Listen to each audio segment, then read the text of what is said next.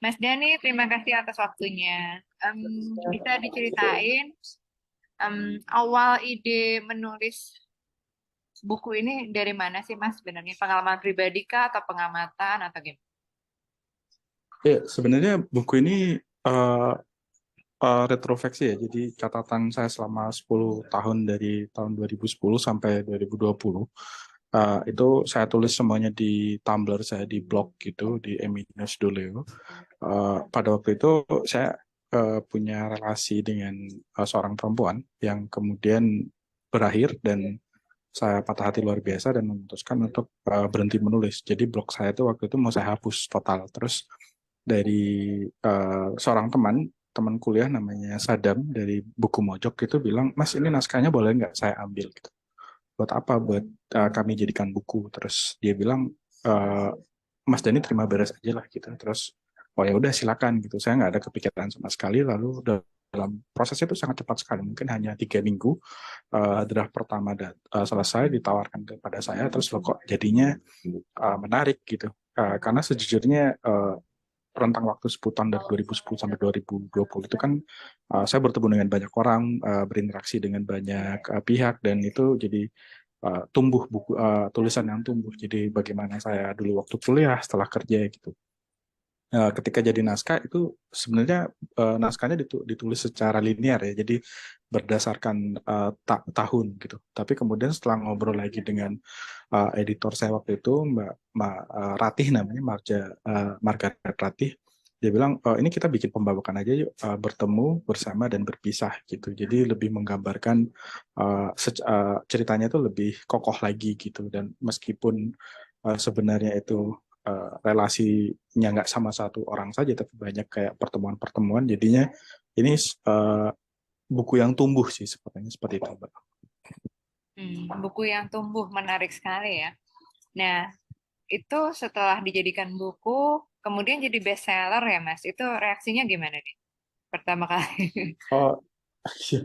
Karena saya nggak begitu punya ekspektasi lebih ya, karena ketika ditawarin itu saya sedang dalam kondisi yang tidak stabil, sangat-sangat sedih, terus merasa depresi, terus kemudian dikabarin, Mas ini kami buka PO dan udah sold out gitu. Jadi buku belum dicetak, masih pre-sale, itu udah sold out. Jadi mereka cuman kayak waktu itu cuman berapa ratus kopi, sekitar 500 itu, dan dalam waktu 2 hari sold out gitu. Terus mereka buka pre-sale lagi, sold out lagi, terus sampai 2 3 kali sold out. Terus saya sampai bingung, memang ada orang yang mau baca tulisan saya, karena kalau dilihat saya juga sangat berjarak ya. Pada waktu itu saya kan menulis naskah-naskah itu masih usia belasan dan awal-awal 20 tahun. Sekarang saya udah 30-an, jadi sangat berjarak gitu. Terus saya ngebaca responnya itu kayak, wah ini banyak banget yang relate, dan terutama pembaca laki-laki gitu. Saya jadi bingung, kenapa?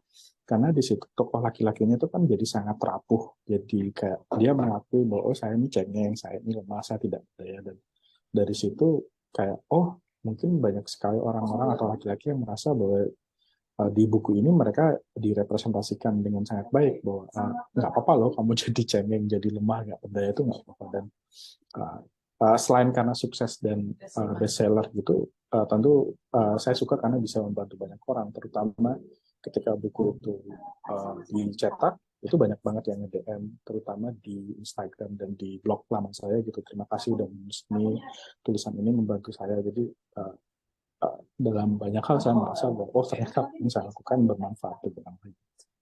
Hmm. Kemudian jarak dari buku sukses kemudian ditarik untuk dijadikan film ini rentang waktunya berapa lama tuh berarti Mas? Sekitar 2 tahun mungkin ya. Jadi kan tawaran itu muncul akhir 2021 atau awal 2020, 2021, iya kayaknya seperti itu. Jadi sekitar tentang waktunya hanya 2 tahun saja gitu. Reaksi pertama gimana tuh Mas?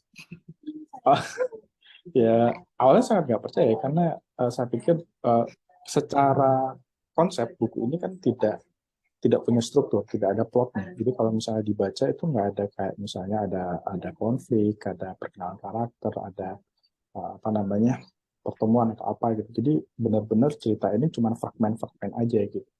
Dan ternyata ketika ngobrol sama pihak Relate Film dan ketemu produsernya, bilang bahwa ini bisa kok, punya potensi, dan tawarannya tentu saja saya terima, dan dengan sangat luar biasa senang ya, karena uh, beneran dari kayak, kalau saya bilang tadi kan ini nggak ada rencana terbit, malah saya mau hapus, mau saya buang, tapi malah laku secara komersil, bestseller, terus malah jadi film. Dan ketika kemarin di Jeff, banyak banget komentar baik yang saya dengar sih.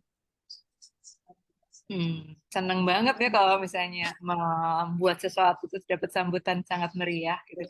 Tapi saya jadi Benar-benar. penasaran, Mas, saat pembuatannya, proses syuting, pemilihan eh, pemain, casting, lokasi dan lain-lain, Masnya ikut dilibatkan atau tidak dalam tim kreatifnya? Freeze lagi Masnya tuh.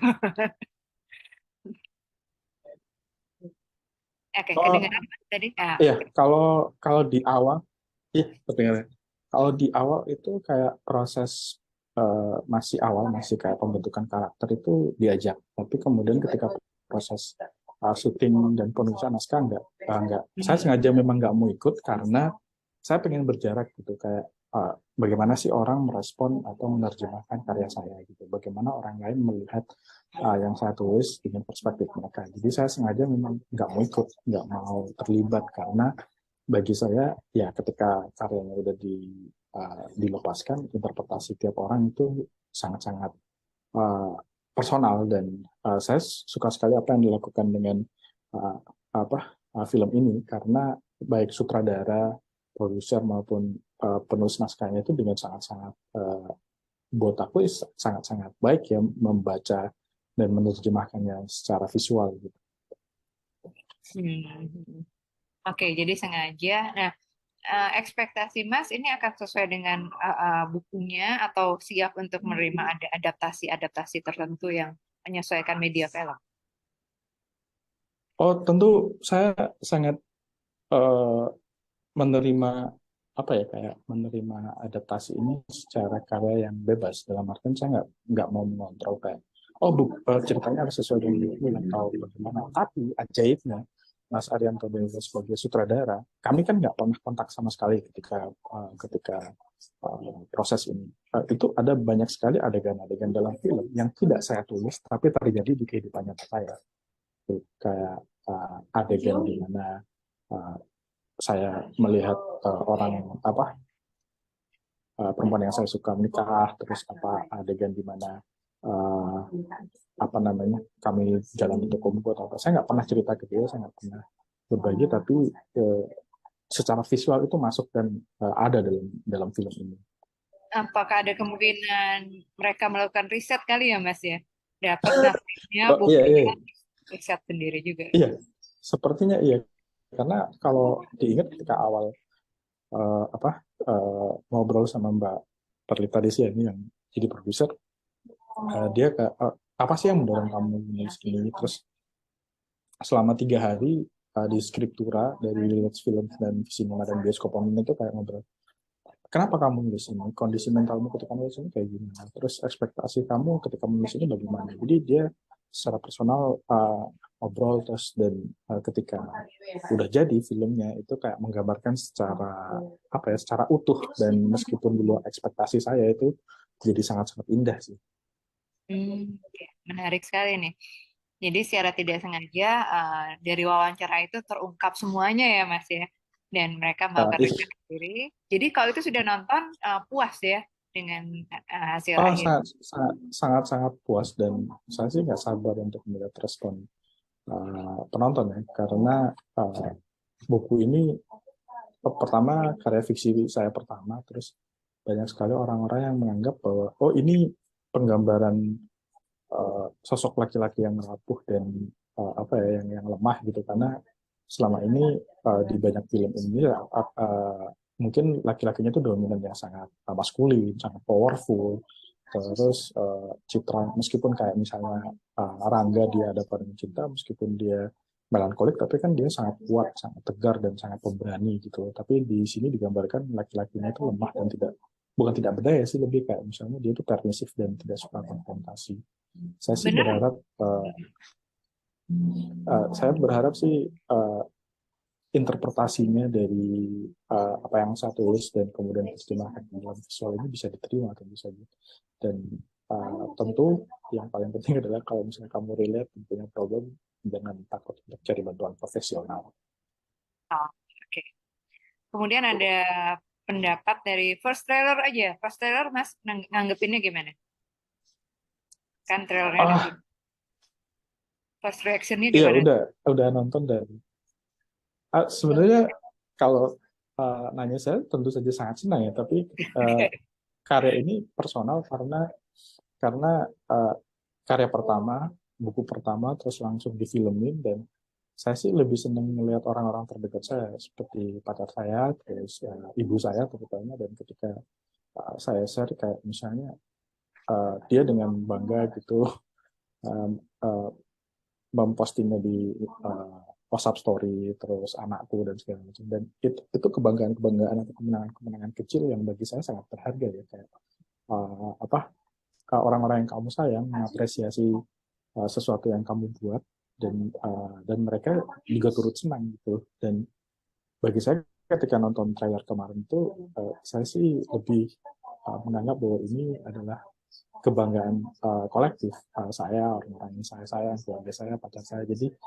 ketika saya dapat itu pertama kali langsung melihat videonya saya senang terus kayak misalnya teman-teman gimana perasaan kamu gitu bagus banget gitu terus langsung mention ya Edan apa teman-teman saya di sekolah di Jawa Timur bilang Edan gitu terus teman-teman saya yang ada di rumah bilang pakai bahasa Madura gitu dan nggak nyangka temanku dari kampung kecil gitu bisa bikin buku terus bukunya dijadiin film dan itu orang-orang yang sebenarnya secara personal saya nggak kontak setiap hari. Jadi kami berteman, tapi bukan seseorang yang kayak, ayo ngobrol tiap hari nggak. Tapi apa namanya kayak misalnya, dan kamu dan gitu. Terus wah apa namanya dengan bahasa mereka kayak, ya saya nggak pernah minta mereka untuk share, tapi mereka tiba-tiba download sendiri di bioskop online, di TikTok, terus di share gitu aku nggak pernah cerita ke mereka kenapa mereka bisa tahu ternyata ya saya follow kamu gitu saya membaca karya kamu saya melihat proses kamu dari dulu gimana yang awalnya kamu itu sangat arogan kamu itu suka berantem di media sosial kamu itu bermusuhan dengan banyak orang kamu belajar terus menjadi lebih baik sekarang kamu lebih tenang gitu itu apa buat saya itu kayak mind blowing wah saya diperhatiin ya sama orang-orang yang saya bahkan nggak peduli sama mereka tapi mereka kayak iya, aku ngikutin kamu dan kamu itu orang yang sangat egois, yang sangat apa arogan, tapi kemudian seiring bertambahnya waktu kamu makin dewasa dan uh, up, itu tercermin dari apa yang kamu tuliskan. Bagi saya sih momen ketika trailer kemarin dirilis dan orang-orang ngebagi tanpa saya minta sih itu luar biasa sih. Luar biasa. Kalau saya jadi penasaran Mas endingnya tuh gimana. Kemudian Nanti kalau tonton aja di bioskop online sih. iya bener. Kemudian kalau soal main cast utamanya nih karakter prianya, Mas gimana ya? Ngerasa relate?